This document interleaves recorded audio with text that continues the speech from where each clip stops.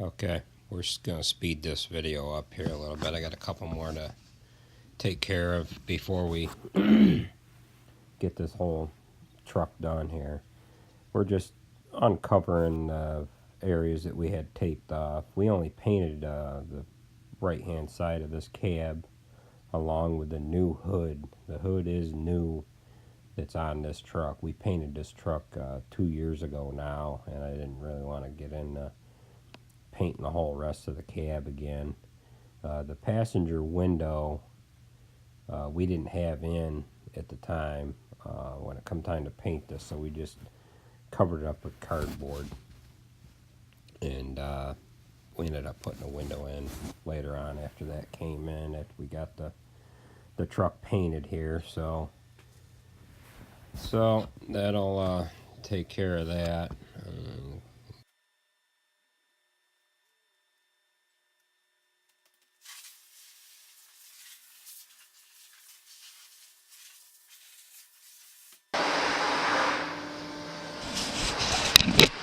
There.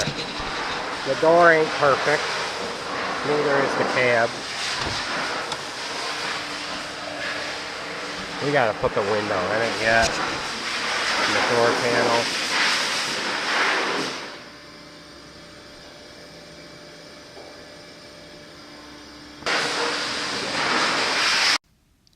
Alright, I just got a bunch of pictures to go out throughout this video for a little while here. I just put the passenger window in, the door here, and here's this panel here that goes on the right hand side up on the firewall. It was $600. I ended up painting it after we painted the cab. We were out of the prism paint that we use on the truck cabs. That paint there is a John Deere Case IH red. I had painted the panel before I realized that it didn't have the holes cut in it. I'm cutting a round hole right now that's for the air intake for the engine, and there's a square hole just down below it for the air intake for the cab. Again, I had painted it, not realizing that them damn holes weren't cut in it, so I ended up having to cut the holes in after the fact, and I had to repaint it. And you would think $600, $500 some dollars, just shy of $600, that the holes would have been cut in it. If I had known it was going to be that much money, I'd have tried finding a used one, or maybe fixing the old one that got all mangled up.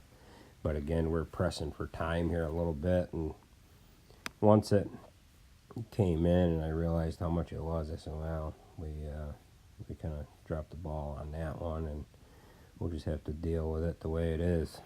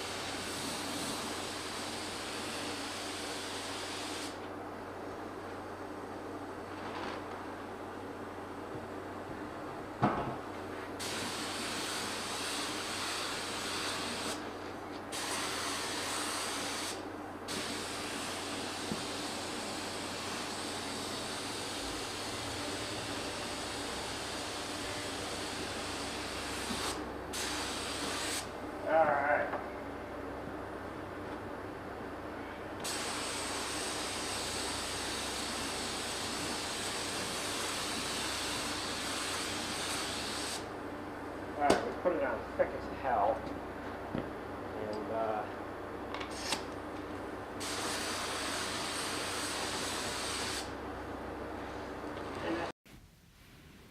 And going back to some pictures here. I just got done putting the fender flare on there, and now I'm going to put the headlight buckets in. Ended up having to pre-cut the holes in the hood for the headlights, and I ended up riveting them in, and I put the bezels on, and then I had to start putting mirrors on fenders after I got the headlights in. I put all the regular sight mirrors that mount out on the fender. The one on the right hand side got completely demolished when it got rolled over, so that one's new, but the one on the left was the original one. I put most of the grill, we saved the outer pieces except that one piece that's on the floor, like the bug screen like type piece that sits in the center. The new one's in that cardboard box. I ended up just straightening outer pieces that go around the outside. I had to get my 7-year-old son to come over and help me get the bolts in the hood. Okay, now we're bolting the grill into this hood. I had to get my little boy over here to help me, and this is a pain in the ass. Alright, what you got to do, you got to hold this panel up there, alright, with this bolt. Put that bolt right in that hole. Alright, hold that in there. Hold that bolt in there. See that bolt right there? You hold that and the piece of metal up there. It's going to take me a second. I got to put a bar across there, okay?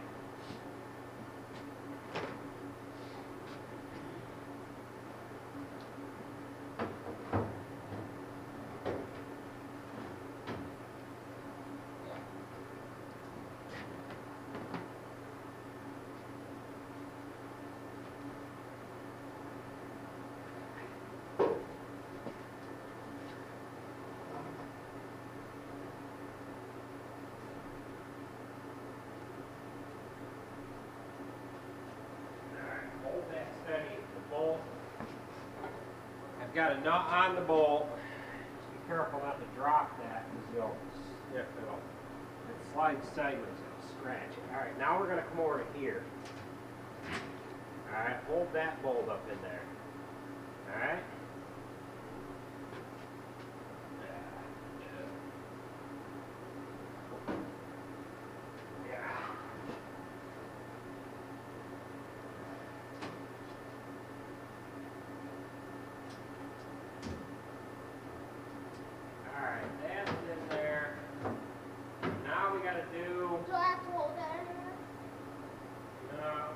Now we got to do the crossbar.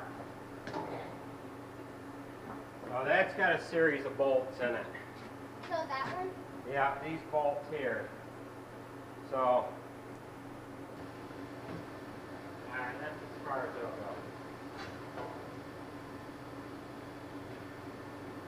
Alright, now we got this other one over here. Do the same thing with that one, okay?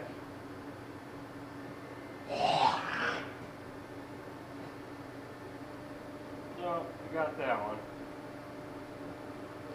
Alright, now there's these ones here.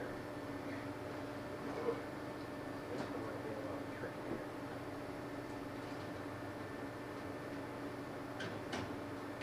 We're going through about 4 things at the same time. Let me get a hammer, knock it up through there.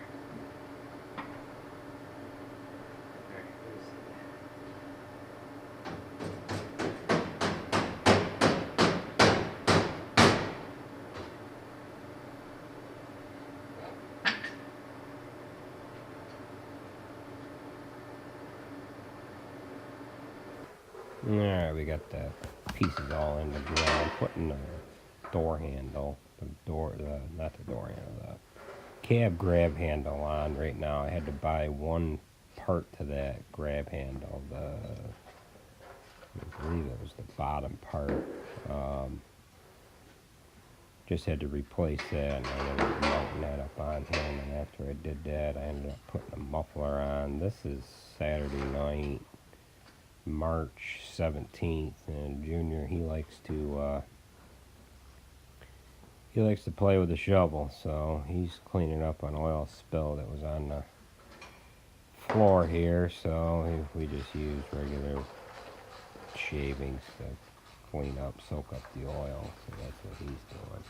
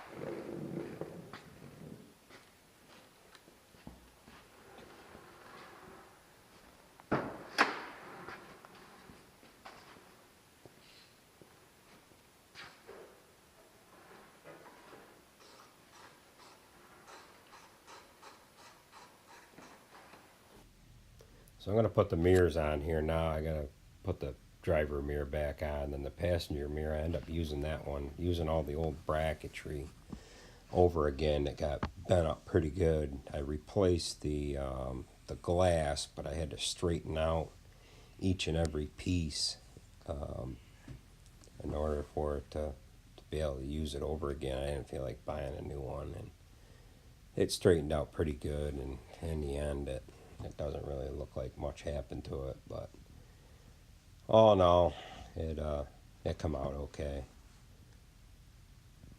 We're just about getting the last the spot mirrors on there, West Coast mirrors on there. It all came out pretty good. You can't even tell that those brackets were bent up as much as they were. Now I'm putting this panel back on there, the real expensive one that I had to cut the holes into. Again, we painted that with Case International paint from John Deere. That's what we use on the silage boxes. Now I'm putting the exhaust on.